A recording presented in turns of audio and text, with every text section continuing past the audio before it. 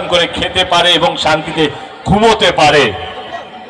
আপনারা আমার থেকে অনেক বেশি রাজনীতি বোঝেন, আমি আপনাদের রাজনীতি বোঝাতে আসিনি, কারণ আপনারা যথেষ্ট বুদ্ধিমান, যথেষ্ট বুদ্ধি রাখেন।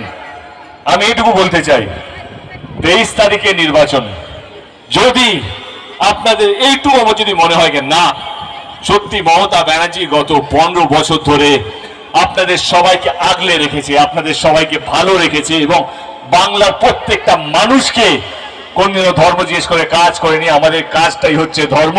যদি আপনাদের মনে হয় তাহলে 23 তারিখে 2 নম্বর বাটন টিপে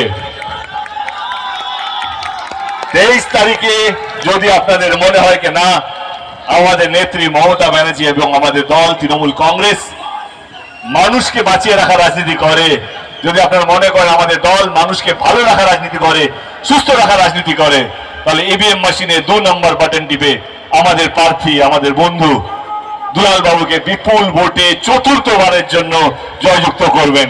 করবেন তো? এইটুকুই বলার। অনেকজন